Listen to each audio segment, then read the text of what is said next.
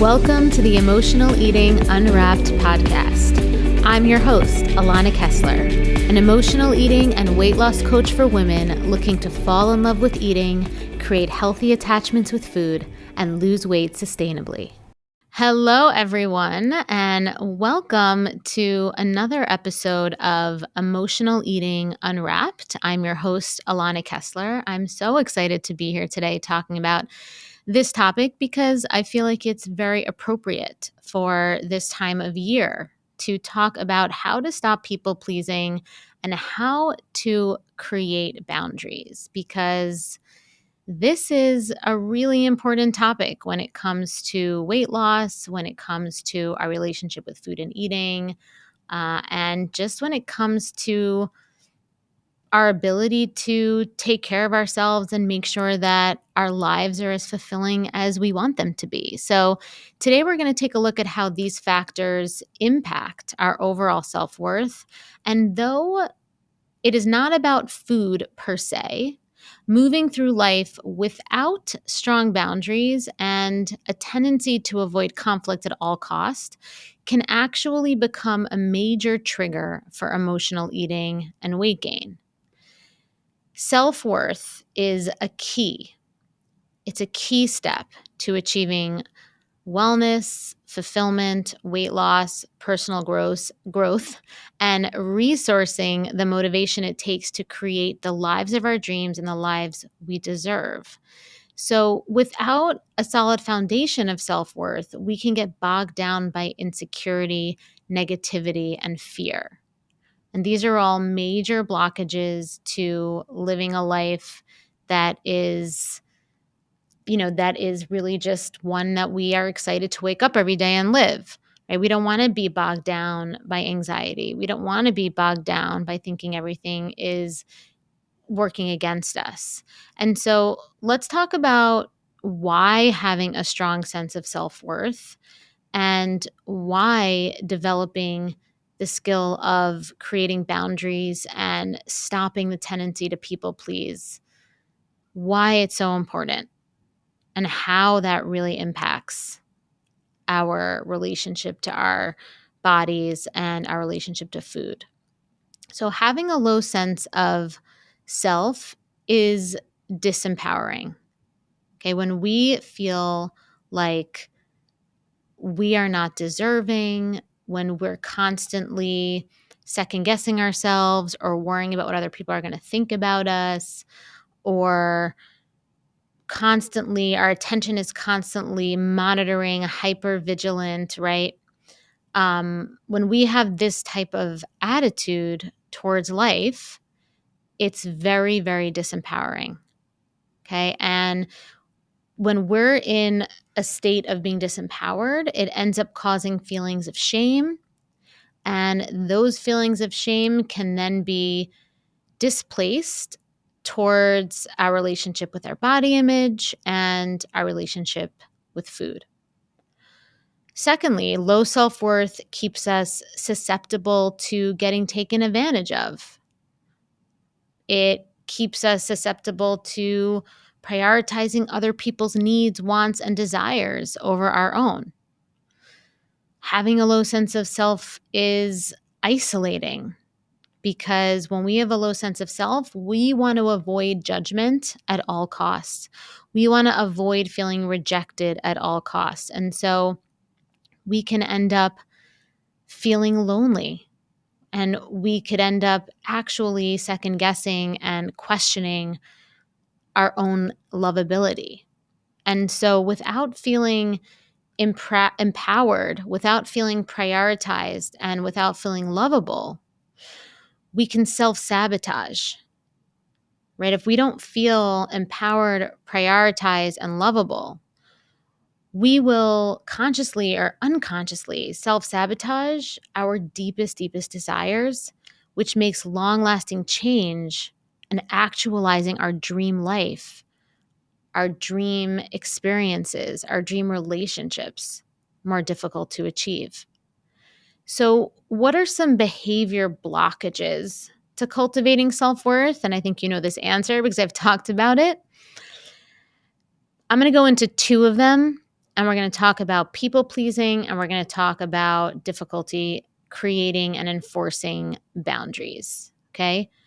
Being a people pleaser and not having boundaries are two of the biggest blockages to cultivating self-worth. And let's talk about why. So I'm going to start with people pleasers. It might overlap a little bit with boundaries, but let's start with people pleasers. So people pleasers are always agreeable, always giving of themselves, and avoid conflict at almost any cost.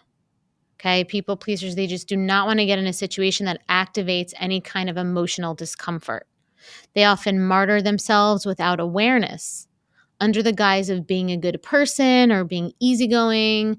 The problem is that behind this breezy attitude, there's usually an underlying need to be accepted, prioritized, appreciated, and valued that ends up not being met. Okay, that's what happens when we act agreeable and we try to avoid any kind of confrontation or any kind of negotiation or any kind of conversation that might lead to an activation that feels uncomfortable emotionally. And the reason is because when we give ourselves, and people pleasers do this, when we give ourselves and we're being a good person, and underneath it we have a need to be accepted and appreciated, and it's not and it's not stated, right? We have this idea that we want some sort of reciprocation, emotional reciprocation, to be felt inside that hasn't been stated. And when we do this, it's actually a hindrance to being seen and understood, right? Because what happens is that we only can be seen and understood to the level to which we tell somebody that we want to be seen and understood. So when we're giving as a people pleaser, or when we're avoiding conflict as a people pleaser, we often think we're being the higher person. We're taking the higher ground. We're being the good person. But what we're doing is we're actually severing ourselves from our deepest desires and needs. When the truth is that it's actually possible to do both. It's actually possible to be a good person and feel prioritized and appreciated. It's just a skill that you have to develop.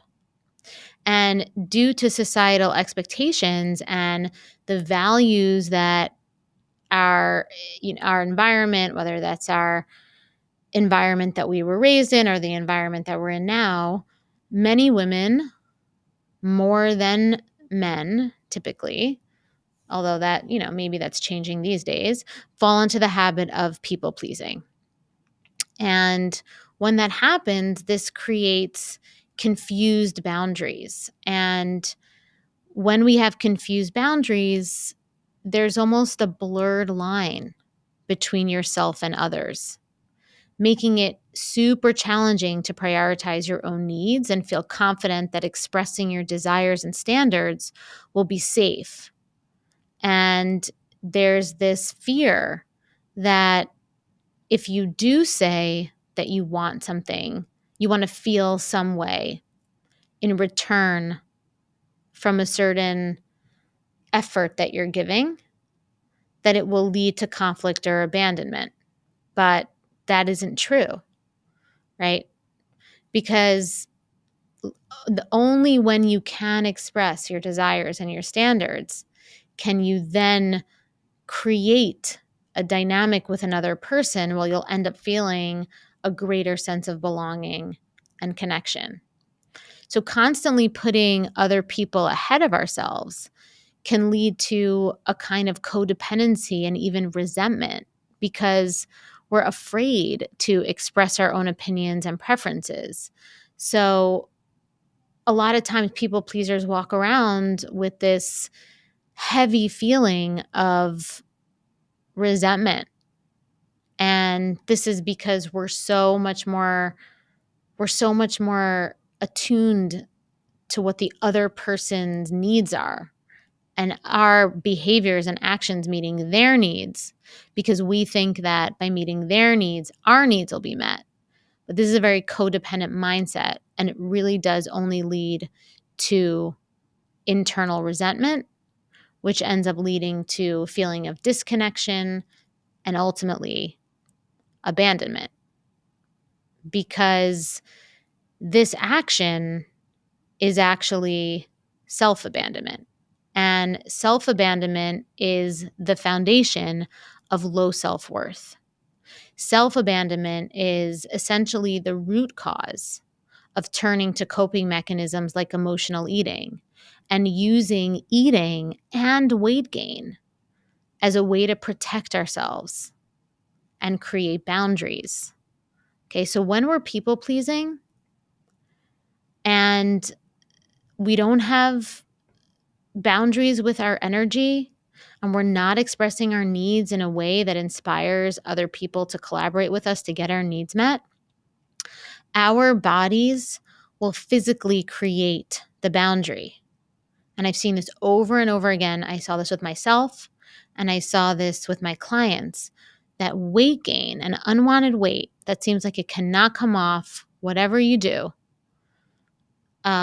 is oftentimes the body's way of creating a boundary against this people-pleasing, codependent dynamic.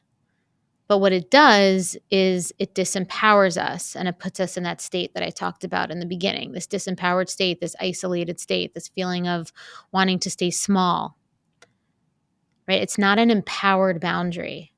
It's a boundary of disempowerment. So many of my clients who carry extra weight are kind of blowing by all of their innate natural emotional boundaries, because out of fear of conflict or being a people pleaser for a variety of reasons, right? They're overextending themselves at work. They're overextending themselves, over functioning in romantic relationships, or in their or they have their own perfectionist expectations of themselves. Okay, so there's not a lot of emotional boundaries being placed. And so therefore, the body is showing up as a physical boundary. So we have to learn to create healthy boundaries using self-acceptance and communication skills in order to ensure that we will have our needs met, that we'll have our desires met. And it's so important that we really make this connection between people pleasing, boundaries, body image, weight gain, weight loss, and using food as a coping mechanism, because all of these things are so intimately connected. Okay, I know that for myself and even for my clients, that constantly putting other people's emotional well-being, constantly having my energy go towards how my actions are going to make someone else feel, constantly thinking about the fact that I'm responsible for other people's emotional state, that took brain energy and emotional energy away from me focusing on my own needs, my own goals. And it was a big reason as to why I was 40 pounds heavier than I am today. It is a big reason as to why my clients similarly, right? They also were gaining weight and were holding on to weight that didn't feel like it was really theirs. And I say this all the time. When I work with clients that are people pleasers, I often say to them, this weight is not yours. And losing it is going to have very little to do with food. It's going to have to do with harnessing this people-pleasing energy into boundaries. And so how do we stop people-pleasing so we can create better interpersonal habits, interpersonal dynamics? We need to learn how to establish and implement effective boundaries that don't just push away what we don't want, because that's more of a barrier. What we want is to implement boundaries that are going to up-level the connection, that are going to up-level the feeling of belonging and the feeling of closeness and the feeling of being seen. So boundaries are not about avoidance, but rather about creating space for authentic connections and inviting people to collaborate with us emotionally so that we can give and receive from a place of truth. And so in order to create boundaries, it's important to first come from a place of trust in ourselves. We need to trust in our inherent deservedness to feel good, to have our needs met, and that our emotional well-being, our feeling of calmness, our feeling of safety, our feeling of being taken care of by our own selves and by the people that we are connecting with, that we are exchanging energy with in this world, that our needs and how we want to feel also matter. And we need to come from that place in order to create boundaries. And so some of the ways that I teach my clients to create boundaries are this. And you might want to write this down because this can be really helpful, almost as a meditation. Yeah. So I sometimes take my clients through this thought exercise when we are establishing and implementing boundaries. So the first thing you want to do is be clear on how you want to feel, what your core needs and values are, and what living from them provides for you. Then establish ways in which you meet these needs for yourself and what behaviors and actions you prioritize in your life in order to consistently feel grounded in them. Then attune yourself to situations and dynamics that pull you into people-pleasing mode.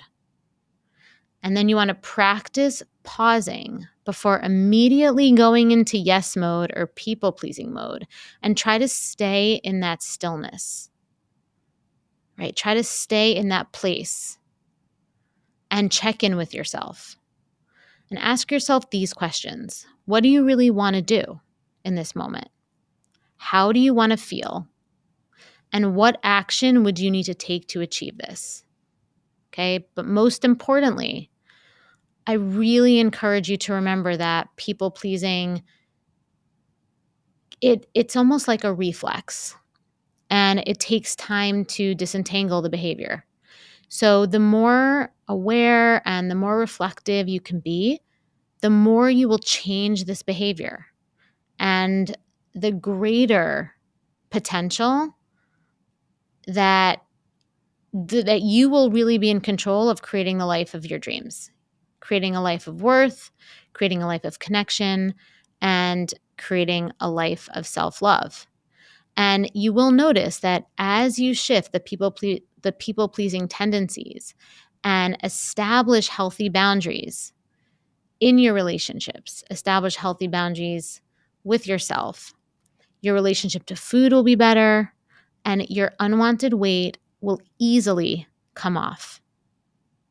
So thank you so much for listening to today's episode. And don't forget to join me again next week with another new episode about emotional eating so you can fall in love with eating, start losing weight, and keep it off with sustainable strategies and lasting change. As always, if you enjoyed today's episode, please subscribe, leave a review, and share it with someone who might benefit from this empowering message. I also have lots of free resources on my website to help you on your journey to loving food and losing weight. Just go to www.bewellbyak.com. And until next time, I'm Alana, and thank you for listening to Emotional Eating Unwrapped.